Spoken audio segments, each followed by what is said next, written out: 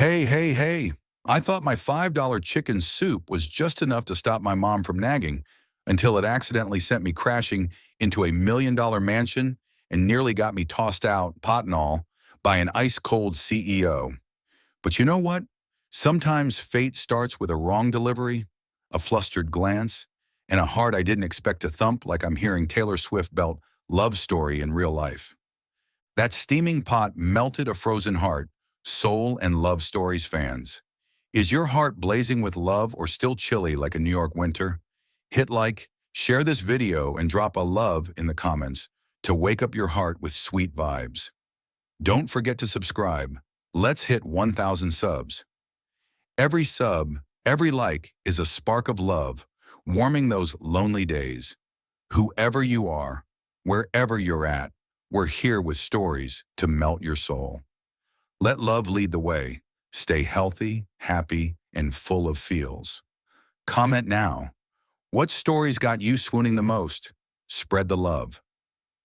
Ella Johnson, 24, isn't your Hollywood starlet with golden locks or cherry red heels. Nope, she's a Queens, New York Cinderella in ripped jeans, a Goodwill cat tee, and Converse so worn you can see her toes peeking out. Her life's a whirlwind of caring for her sick mom and scrambling for hospital cash. But she's got this grin, optimistic enough to make you wonder, what's this girl eating to stay so chipper? That day the sky was Instagram filter clear. Ella hauled her grandma's chicken soup recipe, a steamy masterpiece, to deliver to her bestie Lucy. Drop it at this address. I'm stuck at the nail salon, Lucy texted. Ella, clumsy but eager, nodded without double-checking. So there she was, outside a swanky Upper East Side mansion, clutching her pot, muttering, "If Lucy lives here, I must be the Queen of England." The door swung open. Not Lucy, but Caleb Hartman, 30, tech empire CEO, drop-dead gorgeous in that "I know I'm hot, but I don't care" way, with eyes colder than an Alaskan winter. Mid-Zoom with international bigwigs, he growled into his headset, "I don't pay you six figures to mess up reports."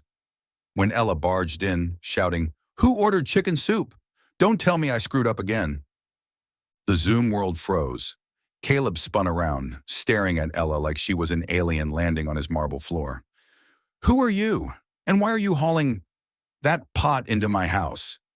Ella blinked, holding it up like a shield. Uh, I'm delivering soup? You didn't order this?" Before Caleb could boot her out, a raspy voice called from the stairs, "What's that smell?" Walter Hartman, Caleb's dad, hobbled down with his cane, eyes lighting up like a kid spotting candy. "Hand it over, little lady." He took a spoonful, then declared, "Caleb, this is the best thing I've eaten all month.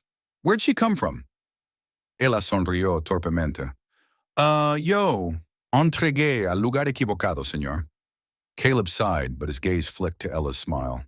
And for the first time that day, his icy heart skipped a beat, though he'd never admit it.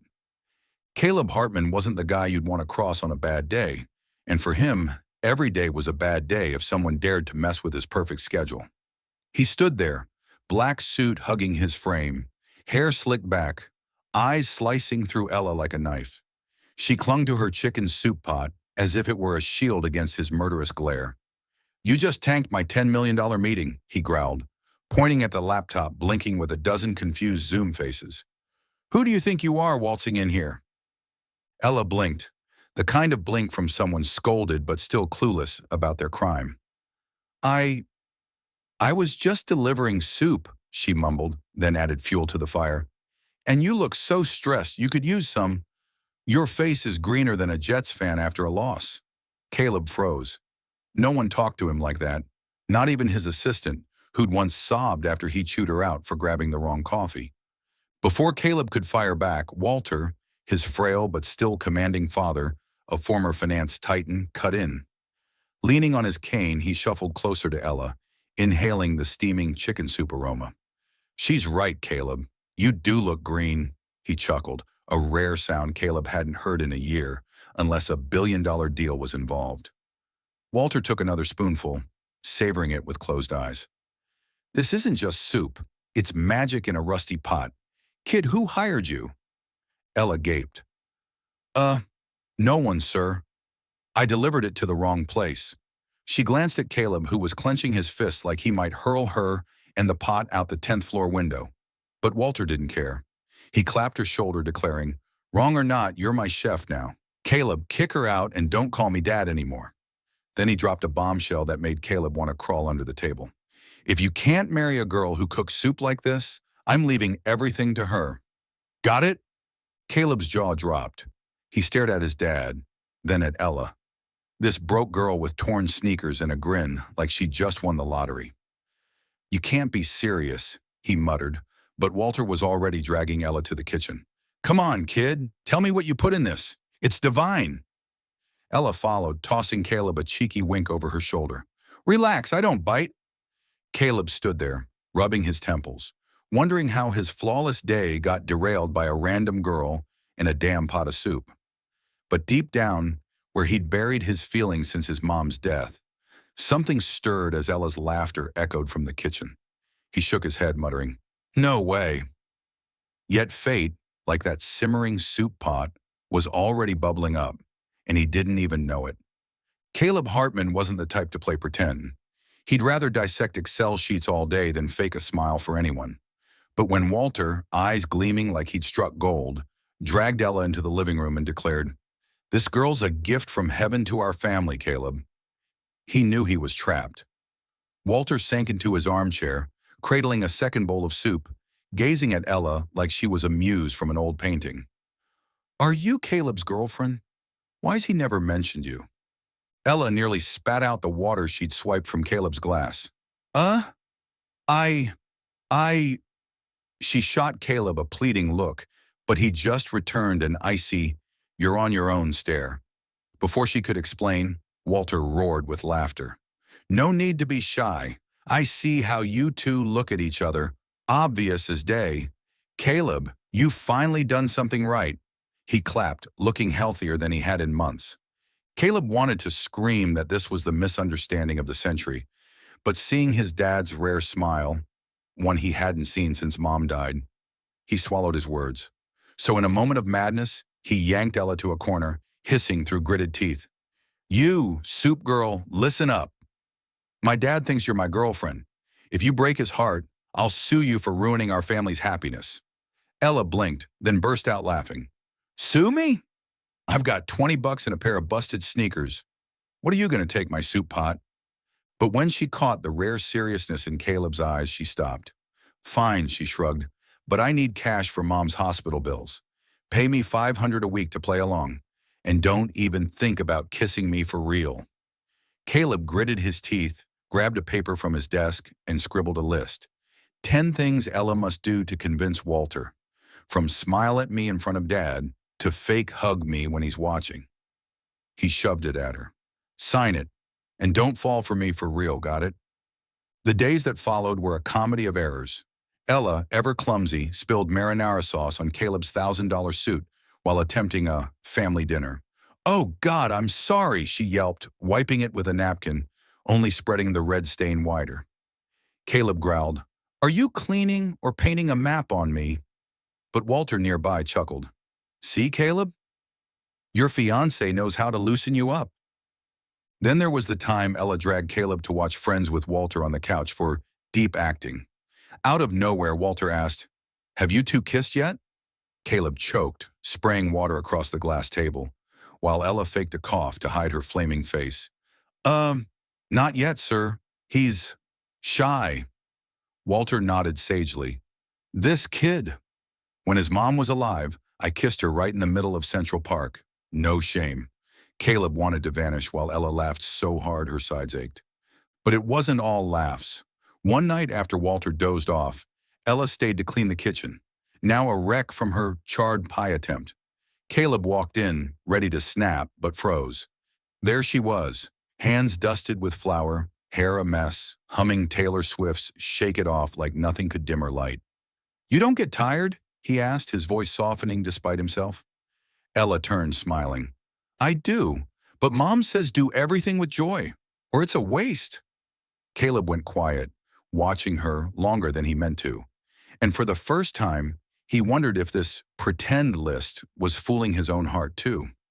If someone had told Caleb Hartman a month ago that he'd be standing in a kitchen, wooden spoon in hand, trying to learn how to stir chicken soup from a girl so clumsy she once set a microwave on fire, he'd have smirked and told them to get their eyes checked.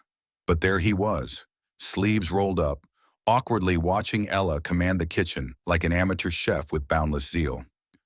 "No, no, you've got to stir slow or it'll clump," she yelped, snatching the spoon from him, her fingers brushing his a beat too long. Caleb flinched but didn't pull away, and he wondered why his heart was racing like he just sprinted around Central Park. It all started when Ella began sticking around the mansion more to look after Walter. She didn't just cook soup, she cracked jokes, sang off key, even dragged Walter onto the balcony to soak up sun like a true Queens native. Walter adored her, hook, line, and sinker, while Caleb, despite his perpetual scowl, grew used to her presence. One evening she brought a plate of homemade cookies, setting them before Walter with a grin. "Try these. Mom says cookies fix every sorrow." Walter took a bite, eyes welling up, just like Caleb's mom used to make. Caleb, sitting nearby, stiffened. He said nothing, but his gaze softened as it lingered on Ella. Then came a stormy night, thunder cracking across New York's sky. Ella stayed over. Walter wouldn't hear of her leaving in that weather. Caleb found her in the living room, curled on the couch, clutching a mug of hot cocoa. "Scared of thunder?" he asked, half teasing, half curious. Ella gave a sheepish smile. "Not really. Mom says thunder's the sky yelling at someone, so I sing to drown it out. Dumb, right?" She started humming, "You Are My Sunshine," voice shaky but warm. Caleb, against all logic, sat beside her. "My mom sang that too," he blurted, then fell silent, as if he'd just let slip a secret he'd buried for years. Under the dim glow of the lamp, they traded quiet stories. Ella spoke of her mom, a fierce woman now too weak to hold a spoon. Caleb, for the first time, opened up about his own mother, the one who'd made soup when he was sick, the one he'd lost too young to grasp the depth of that pain. "I've hated soup since," he admitted, voice rough. Ella's eyes sparkled as she met his. "And yet you ate mine?" Caleb fumbled, looking away. "Only 'cause Dad likes it." But they both knew that wasn't true. Another night, Ella dragged him out, not to some ritzy spot, but to a soup cart in Queens under a starlit sky. "This is real soup," she said, handing him a steaming bowl. Caleb, used to five-star dining, grimaced but took a sip. He shed his jacket, sat on the curb, and, for the first time ever, laughed, a real, unguarded laugh. Ella watched, heart pounding, then shook her head. "No way, the list says no falling for real." Caleb wasn't faring much better. Back home, he secretly pocketed a plastic spoon Ella left in the kitchen, tucking it into his coat like some goofy talisman. He told himself it was just for the soup's memory, but deep down, he knew who he was kidding. Ella wasn't like anyone he'd met. She didn't care about his money or his icy facade, and every time she smiled, his heart thawed a little more. Love? No, he wouldn't dare. Not yet. Love, like the soup Ella cooked, sometimes boiled over too fast to stir, spilling out and leaving a mess no one wanted to clean. Caleb felt it every time he looked at her. His heart, once an icy, empty penthouse, now thumped uncontrollably. But he was terrified. Terrified that letting her in meant losing someone vital again, like his mom. So just as things turned sweet, like starlight over Queens, he chose to push her away. It all erupted one night when Vanessa, Caleb's ex and business partner, swept into the mansion. With her golden hair and razor-sharp gaze, she sized Ella up and smirked. "Oh, Caleb, I didn't peg you for the Cinderella type. She must be a pro at gold digging, huh?" Ella, carrying a tray of cookies for Walter, froze. Caleb, instead of firing back, stayed silent, a silence that stabbed Ella like a blade. Vanessa pressed on. "I hear she's faking the girlfriend gig for cash." "Pathetic, Caleb. Didn't you see through it?" Ella set the tray down, hands trembling. She looked at Caleb, waiting for him to say something, anything, to prove she wasn't a fraud. But he just said, cold as winter, "It's just pretend, Ella. Don't forget the list. Don't get any ideas." His words were a frigid wind, slashing through her, shattering the warmth of cocoa nights and starry skies they'd shared. Ella sonrió, pero era una sonrisa rota. ¿Obtenga ideas? No, I thought you had a heart. She turned, fleeing to the kitchen, tears streaming but hidden from view. There she left her last pot of soup, the one he'd said he didn't hate, with a scribbled note. Thanks for showing me what fake tastes like. This is my last batch for you. If you're ever cold, don't look for me to warm you. I'm not your plaything anymore. The handwriting was messy, each stroke a shard of her broken heart. Walter, overhearing from the living room, hobbled in with his shaky cane.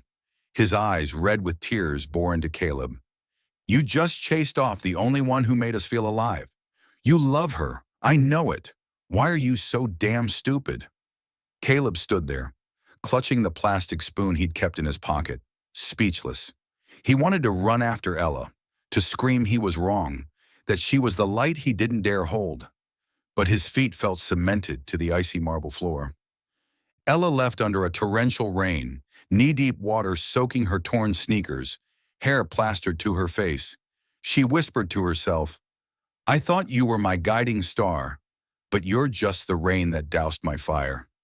Behind her, the mansion faded into the storm, and Caleb, for the first time, felt his $1 million home emptier than ever. The soup cooled on the counter, the note fluttered in the draft, and he stood alone, realizing too late that the warmth he craved had walked out the door with her. Caleb Hartman never saw himself as the type to chase someone through the rain. He was a CEO, not a Nicholas Sparks hero. But after Ella left, his $1 million mansion turned into a hollow shell, colder than any balance sheet. The plastic spoon in his pocket, a silly keepsake he'd swiped, now felt heavy, carrying his heart with it. Walter's raspy but firm voice delivered the final push. Son, I've lived long enough to know love isn't something you calculate. That girl warmed my heart, and I saw her make you smile. Don't lose the best thing you've got just because you're scared. Those words blew through the ice Caleb had built around himself. He bolted up, dashed out, no coat, no plan, just one thought. Find Ella. But it wasn't Hollywood romantic. He tripped on the wet pavement, soaked to the bone, and his grand gesture? Soup. He hit a Queens supermarket, grabbed chicken, veggies, and a cheap pot, then fumbled in his tiny kitchen, burning 2 batches before producing something vaguely soup-like, though it resembled dishwater more than dinner. Pot in hand, Caleb knocked on Ella's door, heart pounding like his first boardroom pitch. She answered, hair a mess, eyes puffy from crying, yet so beautiful he forgot his rehearsed lines. I made this, he stammered, holding up the steaming pot like a trophy. Ella stared, then at the soup, and laughed. Oh my God, are you poisoning me to end this for good? Caleb flushed, set the pot down, and fumbled for a ring. Not a flashy diamond, but a simple silver band he'd snagged nearby. Ella, I suck at cooking soup. I suck at romantic words. But I know this. Every day without you, my life's as bland as this pot without salt. He took a deep breath, dropping to one knee in the soggy hallway, rain still dripping from his hair. I won't promise the world. I'm too clumsy for that. But I'll spend my life learning to cook soup so you don't have to do it alone. Marry me? Ella stood there, tears falling, but this time from joy. She saw him, the icy millionaire, now drenched and awkward, eyes shining like the star she once believed he was. Only if you wash the dishes, she choked out, pulling him up. They hugged, and right then, the ring slipped from Caleb's fingers, splashing into the soup. Oh no, he yelped, diving to save it, only to tip the whole pot onto the floor. Ella rugió con risa. Mira, you're toast without me. Just then, Walter appeared. Turns out he'd tagged along to supervise. Cane in hand, he grinned. Finally, a grandkid to cook me soup. Kiss already, don't keep me waiting. Caleb and Ella locked eyes, chuckled, and kissed in her cramped apartment, the burnt soup scent mingling with rain outside. The ring lay somewhere in the mess, but they didn't care. They'd found something better. Each other. A month later, in their new kitchen, Ella taught Caleb how to stir soup properly while he snuck kisses when she wasn't looking. Walter sat nearby, sipping a bowl, muttering, "Life's worth living now." Under the warm golden light, they knew, no matter the plot twists, as long as they had each other, everything would taste sweet, like the perfect rom-com ending. This chicken soup sweet love story's wrapped up. But what about the love in you? Soul and Love Stories fans, hit like if your heart's melting, share to spread the feels, and drop a sweet in the comments to keep crafting soul-touching romances with us. Subscribe now. Don't miss a single swoon-worthy moment. Every sub's a shining star, reminding you love's always here, right by your side. Rainy days or sunny skies, we wish you joy, health, and faith in love. Did this ending warm you up? Comment below, spill your feels, and let's keep the love fire burning.